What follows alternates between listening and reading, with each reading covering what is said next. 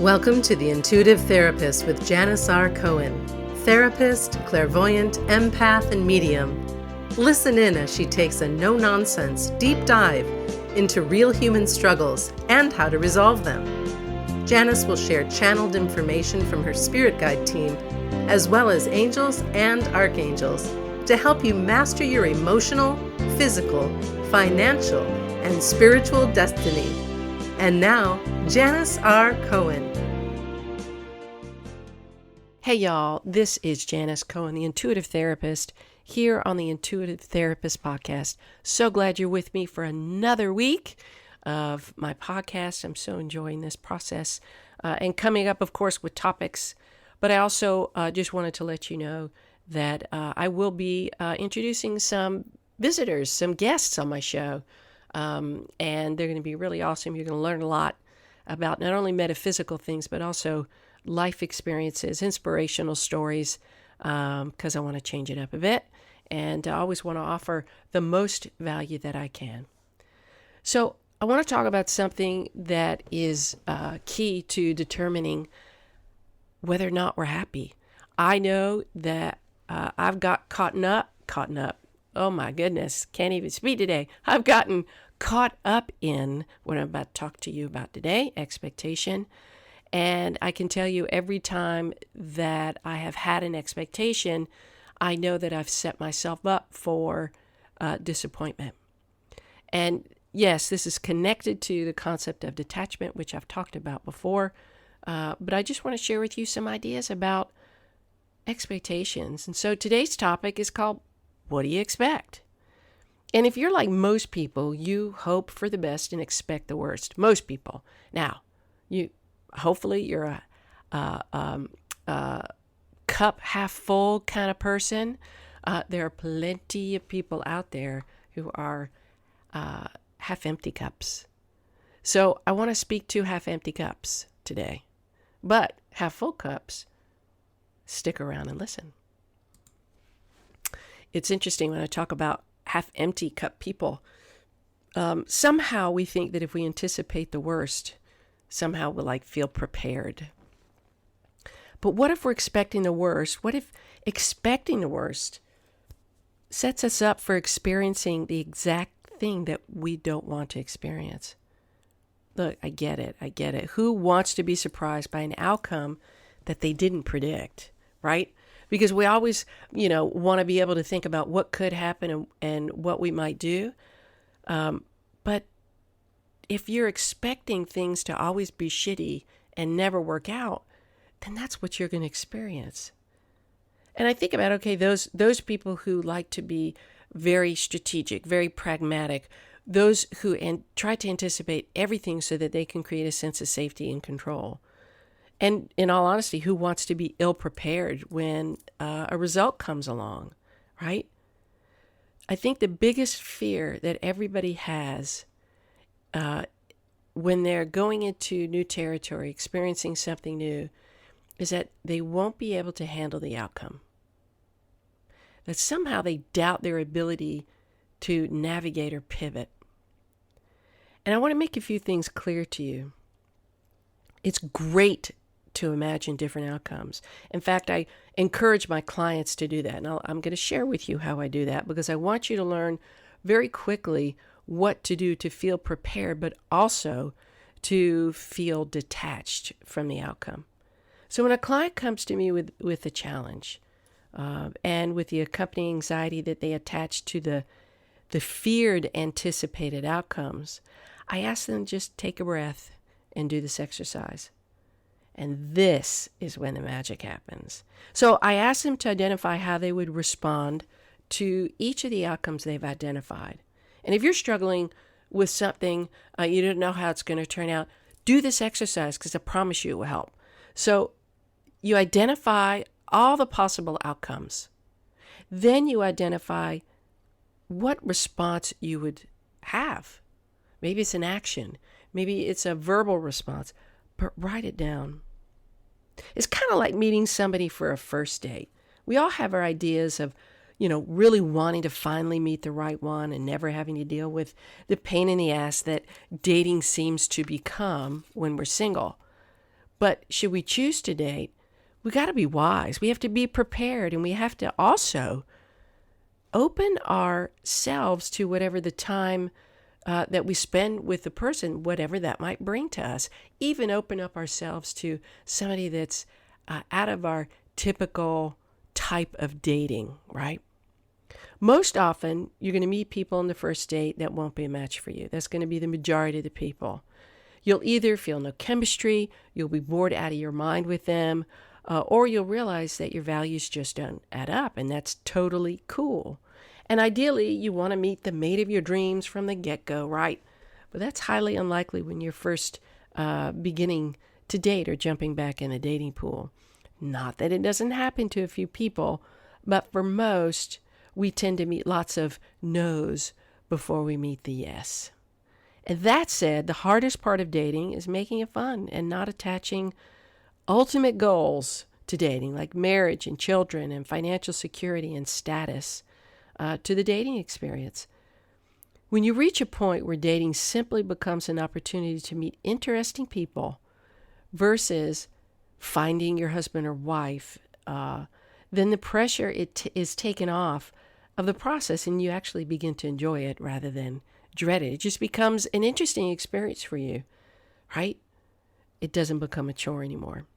So back to the topic at hand. I can talk about dating another time, and I actually do have another podcast where I talk about dating smart.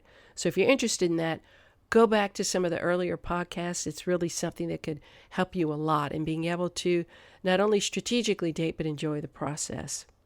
So back to the topic, what do you expect? Expecting really the best instead of the worst. Because you're listening to this podcast, and I'm going to assume that you're evolved to the point that you understand how partnering with the universe to get what you want, and unfortunately to get what you don't want, makes all the difference in the world. Nothing happens because we just stand by and have nothing to do with it. Y'all know.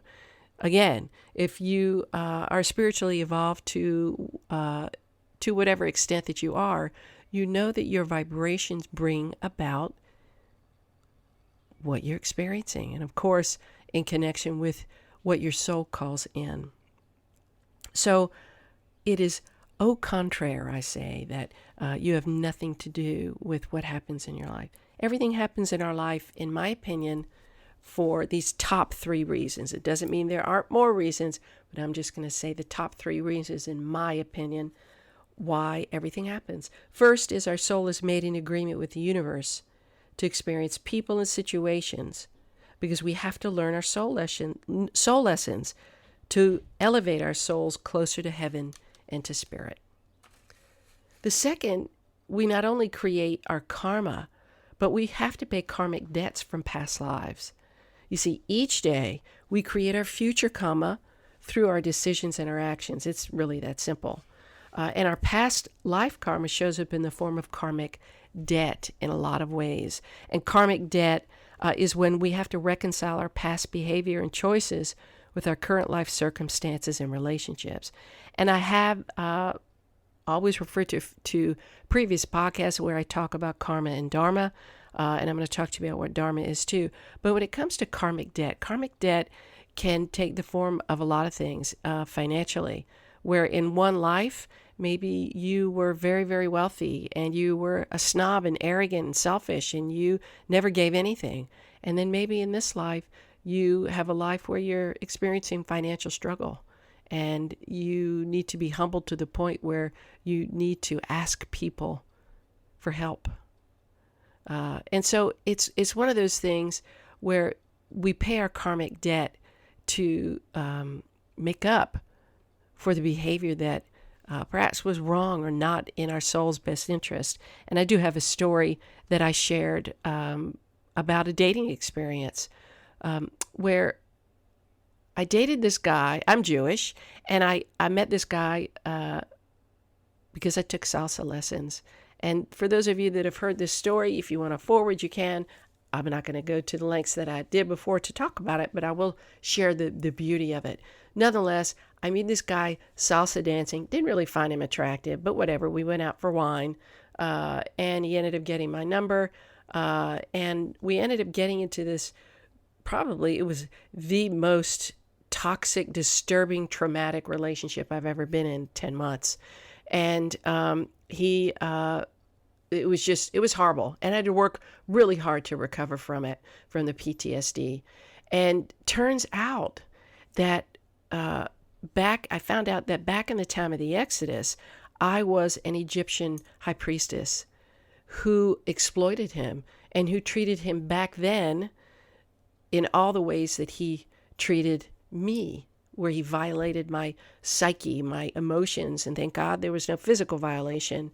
But it was every other kind of emotional violation you could experience. And so I had to pay my karmic debt by experiencing the same thing that I did to him. And funny, he's an Arab in this life and I'm a Jew. So it's things like that kind of karmic debt. And the other example that I gave, that we don't know we come into this life with, but we have to go through the experiences and then learn the lessons and make those connections so that we can clean up our debt. Now, Dharma is how we choose to do that. Okay, our Dharma is our free will. And I've spoken, like I said, about karma and Dharma in a previous podcast. So just go ahead and look for that episode to more fully understand what I mean. It's a fascinating concept, karma and Dharma. And it's so simple. What you do right now creates your future karma in the next moment. So really think about that. When you wake up on the wrong side of the bed, or you feel like getting mad at somebody who doesn't understand what you're saying, or who could be provocative, think about it. Think about using your free will to create future positive karma for yourself. The third reason why I believe we're here on this earthly plane, in this earthly school, is to raise our vibrations and to lift up the universe to a higher level of living and to fulfill our life purpose. So many people feel lost and undirected in their lives. I can't tell you how many people come in for readings and they say, Janis, I don't even know what my life purpose is. I feel lost. I'm in a job that I hate. It's killing me every day. I know I feel like I'm here to do more. I just don't know what that is. And they search and search and search for meaning and fulfillment and feel like they failed to find it. But can you imagine waking up every morning knowing that you're living your purpose, knowing that you're doing exactly what you're meant to do, and being the happiest person ever, knowing that you're contributing to the greater good of the world? I have been so fortunate to have been able to wake up for the last 26 years in love with what I do. That doesn't mean I haven't had challenges in my business. That doesn't mean I haven't had to develop a new business plan or try different things or market differently, or adjust to change in my practice when I shifted into my intuitive and psychic practice. Always adjustments when you own your own business. But to wake up and love what you do, oh my God. And when I can help people do that, it is the most exciting thing for me. And that's why I'm so grateful for the gifts that Spirit has given me, the psychic gifts, to be able to see things about people and tap into their truth, and then be able to guide them with real concrete steps to shift out of one place, a life that is draining them, into a life that they feel so freaking excited about. So that brings me such happiness. But I know that a lot of people don't feel that way. And trust me, I am in no way rubbing this in your face. I want you to know what's possible. I truly believe, and I was talking about this with someone the other day, I truly believe that I am here on this earth to inspire people, to motivate people, and to uplift people. And every time I say that, it seats more deeply and more deeply inside me as exactly in alignment with my soul's purpose. And so I try to do that with this podcast and with all my clients. So I mention all of that because I want you to feel happy every morning you wake up with the knowledge that you're on your path and purpose, and you feel that you're making a difference, instead of feeling, like I said, like you're wasting your life away doing some bullshit menial job that kills you a little bit every day. Each of you deserves the right to wake up every day feeling like you're excited about your life. So expecting the best can feel like a big job, but it really actually isn't. It's just takes a little conditioning. It's a change of perspective. It's a choice. Remember, we always have that free will choice. And it's conditioning your mind to get you in the flow of really just taking on that perspective of expecting the best.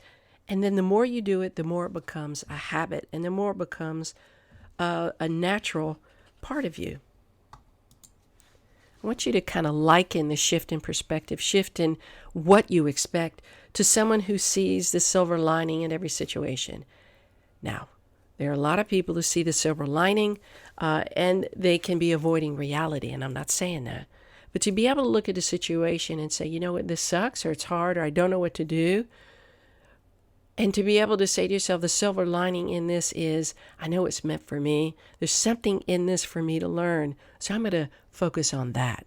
I'm going to focus on extracting the lesson. And the piece that I want to emphasize today is when we expect the best, even if the outcome isn't to our desire, our liking, we are partnering with the universe to bring about that which we want only. Again, if you have the vibration and that your fear is bigger of what you don't want, then you're going to draw what you don't want to you. If your fear is bigger for what you don't want, then your positive vibration for what you do, you will draw in the experiences based on the stronger vibration that is at the base of where you're at. So, for most people, it's very easy to sit in the pocket of lack and negativity. It's almost as if we say to ourselves, well, if I don't expect too much, I won't be too disappointed. And it's true. If you have expectations, then there's a high likelihood that you will get disappointed. And that's what I was talking about at the beginning. And I've gotten sucked into this, and I try to tell myself, okay, Janis, don't expect anything. Just be in the now, enjoy the moment. And there are a lot of times where I can do that. And there are times like lately where I've really struggled. And so I have assigned my values and my rules to other people and expecting that they should do things the way that I do them because it makes sense. And guess what? I get disappointed when I do that. So for you to have the expectation, the one that is in full alignment with the vibration of the outcome that you desire, then what you know you want and what you know you need will all come about. I have worked with so many business owners, multi-million-dollar earners, who are so freaking certain about what they can make happen and produce in their business that it's just a given. I have one in particular who he's just made millions and millions of dollars, and we've been working on his business, growing a different business for him. And he looks at me and says, Janis, I can get money from anybody. I'm expert at what I do. I can sell ice to an Eskimo, and I know that all I have to do is start talking to somebody, and they're literally giving me money, their credit card, or their investment. He's so sure of it. Everything within him is aligned. And it's amazing to see because you can really feel it from him. So when you're certain about what you know is going to happen, it'll happen. It's kind of like, if you think about what you know is already in your closet, and you're like, you just go and you pick out that blue shirt or those black boots, right? You just know it's there. So you automatically go and get it. So you know it exists and there's no question about it. The power in expecting the best is that we know that we really are going to be expecting to be divinely guided and supported. And when we do that, we automatically partner with the universe to get what we need. It's that easy. The challenge is there's so many times where we want something and we don't know that it's not in our best interest, but we want it. So we always get what we need. That's the thing. Even if what we get is painful. That's the only way really people can learn is through pain. But if your faith in the universe and in spirit is strong enough that you expect to get your needs met in the highest way possible, then what happens, whatever outcome happens, you'll be able to accept. I'm going to say that again. If your faith in the universe and in spirit is so strong that you expect to get your needs met in the highest way possible, then you will never be disappointed. For example, I was driving just the other day to my chiropractor, and I was running a little late, which is highly unusual for me because I'm an early bird. I usually get to places 10, 15 minutes early, or I'm on time, but never usually on time. I'm much earlier. Anyway, so I was running late, and I let the office know, and I said, okay, spiritual team, find me the closest parking spot to the office because I know at lunchtime the parking lot that I'm going to is packed. So find me a close space. And then I just let it go. So it took me about 15 minutes to get there. And I got there just within a minute to spare, and I'm guided to take a different aisle than I would normally take. And so I drive up the aisle, and lo and behold, I pull up at the end of it, and somebody is pulling out of a parking spot that was directly in front of the office door that I needed to go in. There were no other parking spaces available. So they pulled out, and I pulled right in. That's what I'm talking about. When we enter a state of expectation of support and guidance, we create a vibrational vacuum that brings to us what we truly are asking for. So we get what we vibrationally align with. So when you hear people tell you to use mantras and say them 100 gazillion times and your life will change, I have to tell you, that's total bullshit. Seriously, it does not work. I don't give a shit how many times you say a mantra. If your vibration isn't in alignment with it, you will not get it. So you'll never be debt-free.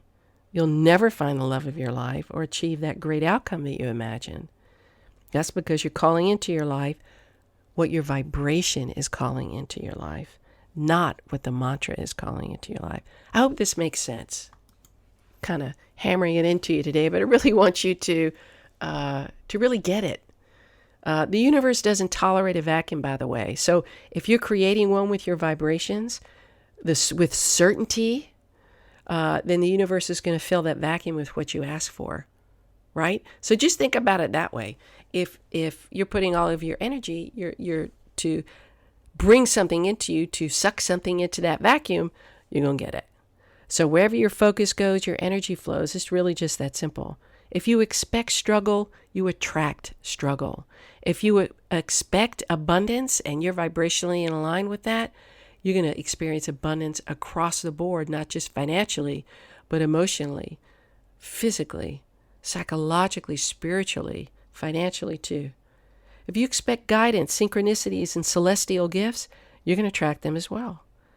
I'm guiding you to shift your awareness to positive expectation, which acts like a magnet that attracts all that you need exactly when you need it.